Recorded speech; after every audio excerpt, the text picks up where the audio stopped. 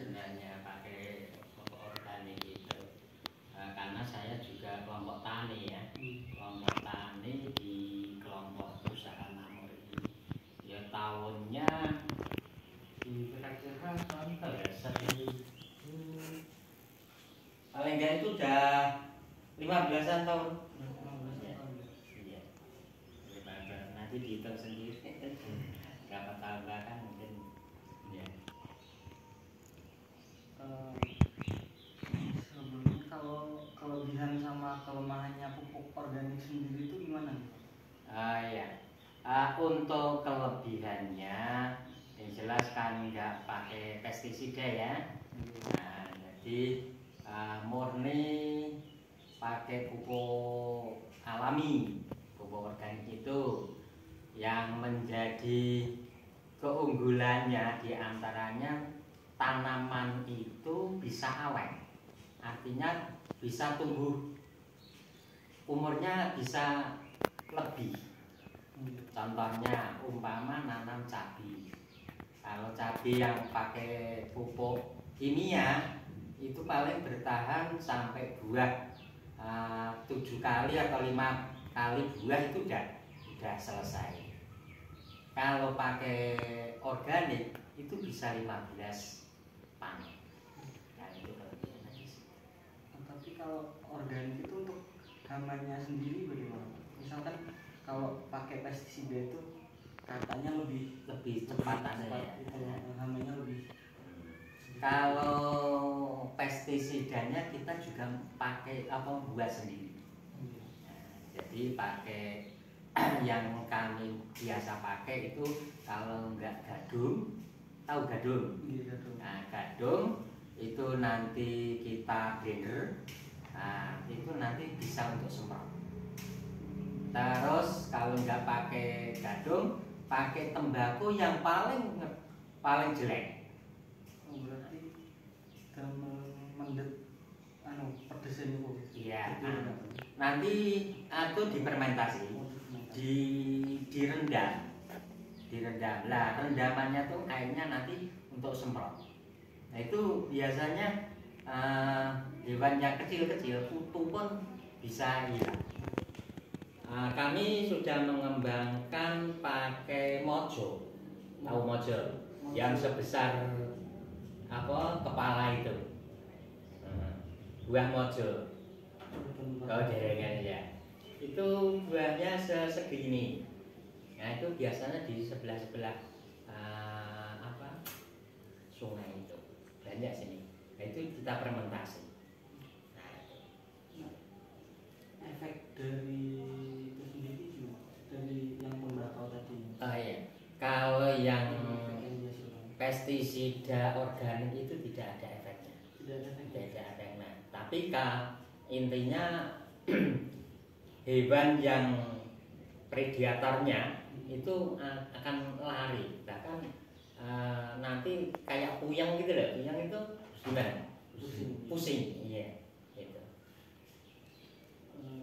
Kalau biaya untuk bertani organik sendiri itu kisarannya sampai berapa?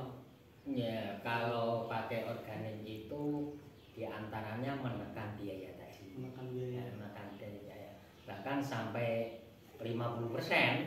Nah, contohnya yang saya pakai itu kan tanaman sayur-sayuran ya, kayak nanam sawi, nanam kacang panjang, cabai, terong. Nah, itu biayanya lebih murah. Nah, karena pakai organik itu sekali tabur itu bisa dipakai untuk tanaman beberapa kali.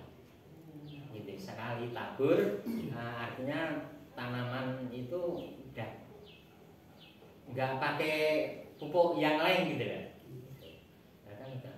Kalau nanam pisang itu lebih bagus lagi. Berarti selain sehat juga bisa. Iya, untuk makanan lebih sehat, hasilnya bagus lah daripada kalau pakai pupuk kimia itu kebanyakan yang biasa diserang itu kan nanti busuk apa yang dari bawah itu kena jamur. Nah, tapi yang pakai pupuk organik itu harus difermentasi dulu, harus tahu caranya fermentasi pupuknya. Berarti harus difermentasi. Ya. Untuk cara fermentasinya sendiri. Ya, cara fermentasinya itu bisa pakai dedaunan, apa kotoran apa saja bisa. Kalau yang sering kami lakukan itu karena punya sendiri, itu kotoran hewan, yaitu sapi, kambing, nah itu yang paling mudah. Itu nanti pakai EM4. EM4. EM4 itu bakteri. Oh, bakteri. Nah, bakteri. Nah, campurannya itu pupuk kandang, terus nanti sekam tahu?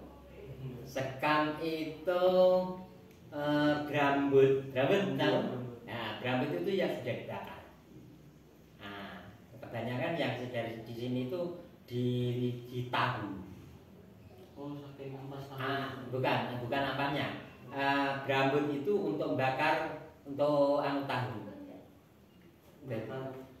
Bakar tahunya atau biar mendidih itu dah. Nah, itu nanti jadi arengnya atau abunya itu. Dan nanti untuk campuran pupuk kandang itu. Setelah itu ada bekatul, ada apa? Bekatul pakai dolomit. Nah, nanti ada perbandingan. Kalau waktu fermentasinya sendiri kira-kira sampai berapa hari atau berapa minggu? Untuk fermentasi itu 2 minggu itu sudah bisa dipakai. 2 minggu sudah. Ya. Kalau maksimal. Kalau lebih lama itu lebih bagus. Gitu. Anak-anak saya itu udah terbiasa bikin pupuk organik gitu. Nah, kalau nanti bisa lihat ada di sekolah itu. Jadi sampai turun-temurun ke anak-anak itu.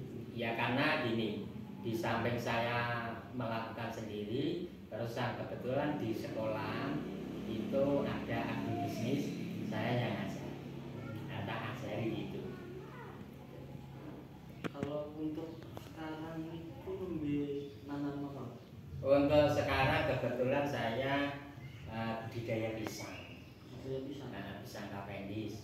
Kalau yang di sekolah itu sayur-sayuran. Kemarin udah panen sawi, kacang. Nah, yang akan datang ini nanti cabai dan terong. Kalau kacang panjang ini udah mulai panen terus. Berarti lumayan banyak. Iya. Karena di samping saya sendiri di sekolah juga Kalau pemasarannya sendiri biasanya langsung ke pasar atau lewat itu pengepul gitu? Untuk sementara ini ya langsung ke pasar. Dan itu lebih tahan, Mas. Tahannya itu gini, kalau biasanya kacang panjang itu 3 sampai 5 hari itu kalau nggak laku itu kan udah layu-layu gitu.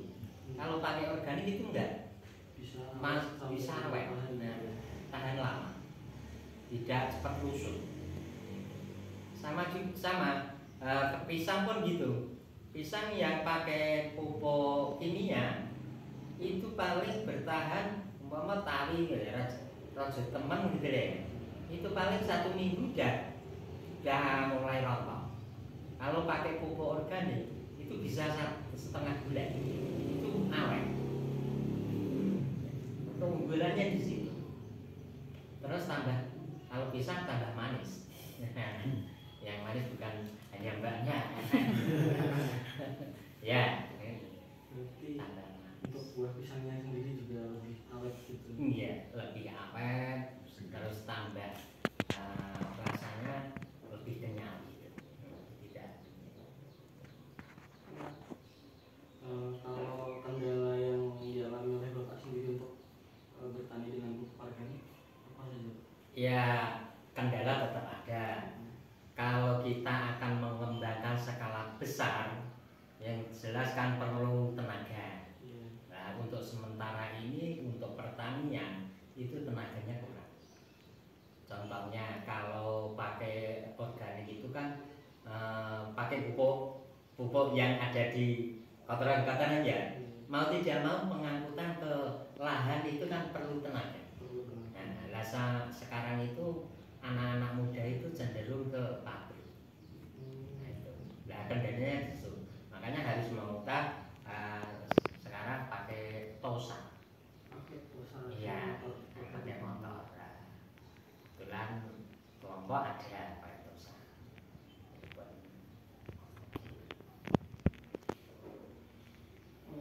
Kalau perbedaannya dari pupuk organik sama anorganik sendiri selain yang Bapak sebutkan tadi, ada nggak? Ya, yang jelas perbedaannya hasilnya lebih tahan, lebih lama ya. Contohnya kayak tadi kan, kalau cabai itu paling kalau pakai yang kimia itu sekali tanja itu langsung naik yang gitu. Jadi paling bertahan sampai umpama cabai itu 5 kali panen itu udah selesai. Kalau pakai organik itu bisa 7 sampai 10. Nah, itu memang perbedaannya di situ. Lagi biaya lebih bisa ditahan, terus hasilnya bisa lama. Bisa. Terus dari segi kesehatan jelas sehat yang organik. Kalau beras itu harganya 2 kali lipat. Kalau organik kalau biasa itu paling 10.000 ya. Kalau organik bisa melonjak 20, bahkan 23. Berarti lebih mahal yang organik. Iya, mahal yang organik. Kalau yang kebetulan yang beras kami pemasarannya tidak kami memasarkan, akhirnya kelompok lewat kelompok yang lain.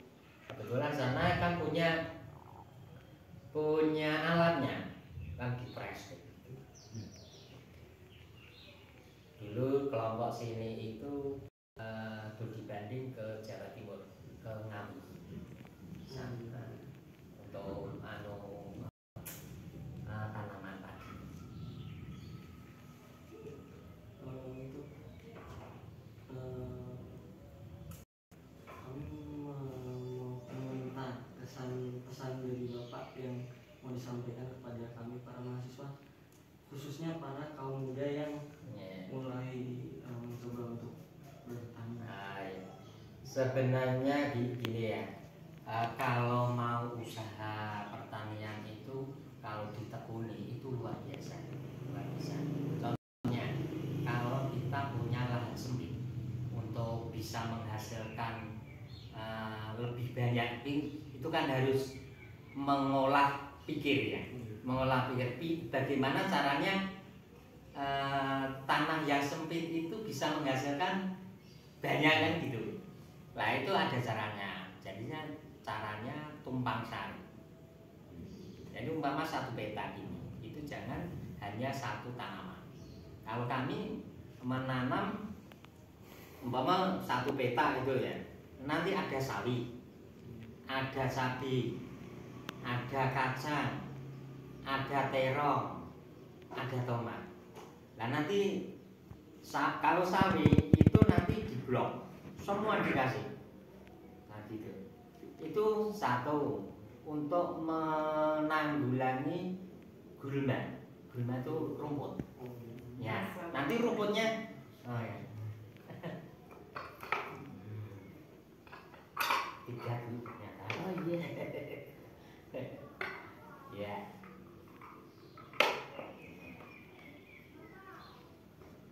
Nah, terus karena 1 peta ada beberapa macam tanaman, sawi itu kan pendek, paling 1 bulan udah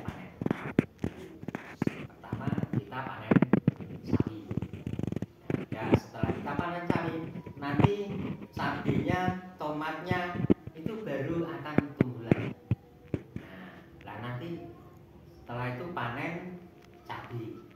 Setelah panen cabai, panen terong. Lah untuk memulai itu ya memang perlu makanya bagi yang muda-muda ini cobalah jangan mengandalkan satu pegawai negeri saja. Sebenarnya kalau mau usaha itu benar-benar itu insya Allah ya sama lah dengan pegawai negeri kan gitu. Kemarin yang saya coba di sekolah itu, kalau di sekolah kan gini, itu mendidik anak untuk wirausaha. Itu kan, oh iya kita itu ini sekian meter dengan modal kebetulan waktu itu modal 700.000 itu setelah panen kita total ada panenan ada hasil sekitar 4 juta berapa lebih. Itu satu kali panen. Itu jangka waktu 3 bulan. Ya nanti kalau yang muda-muda itu sudah tertarik semacam itu, insya Allah nanti tidak ada tanah lagi yang nganggur. Bahkan saya ini kerjasama dengan perusahaan pisang Cavendish. Itu nanti jualnya ke sana. Harga per kilo itu 5.000. Jadi kalau yang sekolahan itu kan tanah wakaf. Tanah wakaf kita tanami 1.000 batang. Sekarang sudah mulai ada yang baru muncul, ada yang kan ada yang nggak sama. Jadi kalau nanti kita prediksi satu batangnya itu kita ambil harga 60.000 itu aja. Nah, kita prediksi satu batang itu 16 kilo. Bahkan satu batang pisang itu kan bisa 20 kilo ya. Kita ambil yang paling rendah, bahwa 20 kilo kali 5 aja 5.000 dari sudah 100. Kalau nanamnya 1.000 udah 100 kali 100 berapa itu? 100 kali 1.000 kali 100 juta. Nah, 100 juta. Nah, itu dalam jangka 6 bulan. Ini kemarin saya ngajak nanam itu, sekarang udah mulai yang berkembang. Nah, itulah rangsangan ke anak-anak. Biasanya anak muda kan hitung-hitungan hasilnya berapa gitu kan. Nah, itu. Kalau tidak ada rangsangan itu anak-anak muda nggak terangsang. Kalau dihitung-hitung gitu nanti insya Allah ada rangsangan untuk tertarik agrobisnis. Bahkan ini perusahaan yang nangani ustadznya dulu pernah di Ustadz Yusuf Mansur. Perusahaannya di Tangerang. Akhirnya karena orang sini ya sangat tahu. Dulu kan manajernya di perusahaan di Lampung. Terus bapak ini cerita